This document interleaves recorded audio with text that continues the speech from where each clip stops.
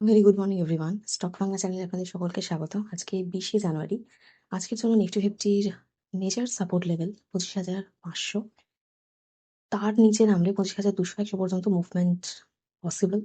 এবার উপরের দিকে রেজিস্ট্যান্স লেভেল 25,650, 700 এই লেভেলে। ব্যাংক নিফটির জন্য 59,700 লেভেলটা নিচের দিকে সাপোর্ট লেভেল, 700 650 এই লেভেলটা। আর উপরের দিকে 59,970 এটা ইমিডিয়েট রেজিস্ট্যান্স লেভেল হিসেবে কাজ করছে। সেন্সেক্সের ক্ষেত্রে 82,931, 900 এটা সাপোর্ট লেভেল। আর উপরের দিকে 83,400, 500 এটা হচ্ছে রেজিস্ট্যান্স লেভেল। আবার গিফট নিফটি আজকে সিগন্যাল দিচ্ছে ফ্ল্যাট ওপেনিং এর। গ্লোবাল মার্কেটের মোটামুটি পারফরমেন্স, ইন্ডিয়ান মার্কেট আগের দিন পড়লো। এবার আজকে কিরকম কি মুভমেন্ট দেয় সেটা দেখা যাক। এবার যে কোম্পানিগুলো আজকে ফোকাস রাখার ব্যাপার সেটা হচ্ছে টাটা ক্যাপিটালের ক্ষেত্রে আমরা নাম্বার দেখলাম 39% প্রফিট করেছে, মানে যদি প্রফিট আফটার ট্যাক্স থেকে সেটা 17%, ওদের নেট ইন্টারেস্ট ইনকাম সেটাও বেড়েছে 26%। তো আজকে মার্কেট কিরকম কি মুভমেন্ট দেয় এর উপর দেখা থাকবে, ফোকাস থাকবে এটা। এটা টাটা মোটরস কাছে থাকবে, কারণ মেন প্লান্ট আমরা ইউকেতে দেখতে পাই। এবার সেই ইউকের জিনিসের ইম্পোর্টের ওপর আমেরিকা ট্যারিফ চাপিয়েছে 10%। তো সেই জন্য জেলারের অবস্থা খারাপ। তার জন্য আমাদের টাটা মোটরসের দিকটাতে ফোকাস রাখতে হবে, দেখতে হবে যে কিরকম কি মুভমেন্ট দিচ্ছে। একে তো 4.5% আগের দিনই আমরা দেখলাম যে ড্রপ হয়ে গেছে ওদের শেয়ার। তো সেটা আজকে ফোকাসে থাকবে। এছাড়া মাদারসন, সুমি এগুলোও ফোকাসে থাকবে। সুজলুক এনার্জির ক্ষেত্রে একটা দেখছি আমরা যে শেয়ার হোল্ডিং যে প্যাটার্ন, সেই প্যাটার্ন একটুখানি আপডেট হয়েছে। যেমন এফআইআই রা নিজেদের স্টেক বার করছিল। এবার আগের কোয়ার্টারে যত স্টেক ছিল তার থেকে বেশি স্টেক আবার ওরা নিজেরা নিয়েছে। আগের থেকেও বেশি আর কি, 23.73% এরকম। তো সেটা সুজলুক এনার্জির ক্ষেত্রে অবশ্যই একটা গুড নিউজ, কারণ শেয়ার হোল্ডিং প্যাটার্ন একটা চেঞ্জ হয়েছে।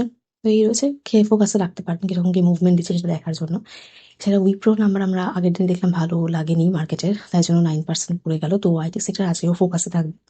এছাড়া আইইএক্স এর ক্ষেত্রে একটা মানে খেয়াল রাখবেন, ওটাতে ফোকাসে রাখবেন, কারণ আমরা পাওয়ার মিনিস্টারকে দেখছি যে মার্কেট কাপলিং নিয়ে উনি কথা বলেছেন, তাই জন্য আগের দিন পরিচিতও দেখলাম, ওটা ফোকাসে থাকবে। এছাড়া আইআরএফসির রেকর্ড প্রফিট 1,802 কোটি টাকা, এবং ওদের একটা টার্গেটও ছিল যে 60,000 কোটি টাকার মতো 9 মাসের মধ্যে লোন স্যাংশন করবে, সেটা ওরা অ্যাচিভ করেছে। তো সেক্ষেত্রে মার্কেট কিভাবে রিয়াক্ট করে সেটা ফোকাসে থাকবে আজকে। এছাড়া সিলভার তো এখন নিউ গোল্ড, মানে লাইফ টাইম হাই যাচ্ছে। এমসিএক্স ইন্ডেক্সে অবশ্যই ট্র্যাক করবেন 3 লাখ পার কেজি। কারণ এক্সটার্নালি যদি আমরা দেখতে চাই কারণটা, সেটা হচ্ছে যে ভীষণ একটা ক্রিটিক্যাল, মানে আমেরিকাও বলেছে যে ক্রিটিক্যাল মিনারেলস হয়ে গেছে।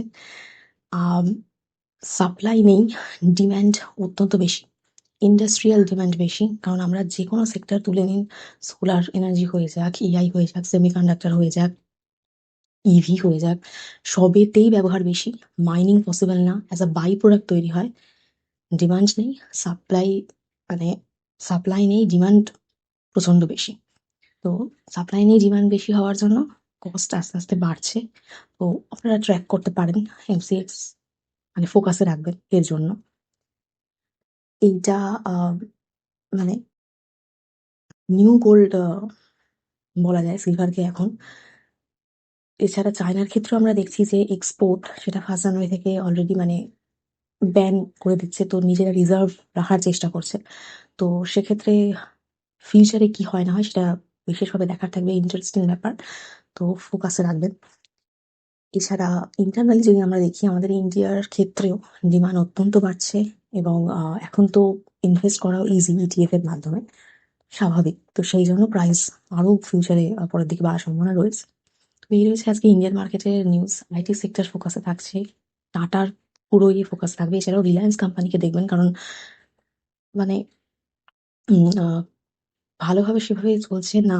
আগের দিন আমরা বেশ পড়তে দেখলাম, তো সেটা আজকে ফোকাসে থাকবে। দেখা যাক আজকে কিরকম ইন্ডিয়ান মার্কেট মুভমেন্ট দেয়। 25,500 নিচে আজকে নেমে যায় কিনা সেটা দেখার থাকবে। তো আজ আমি ভিডিও এখানেই শেষ করছি। প্লিজ আমার এই ভিডিওর উপর ডিপেন্ড করে কোনো ইনভেস্টমেন্ট করবেন না। আমি কোনো সেভিংস অ্যাডভাইজার নই, শুধুমাত্র এডুকেশন পারপাসে ভিডিও করা। দেখা হচ্ছে নেক্সট ভিডিও।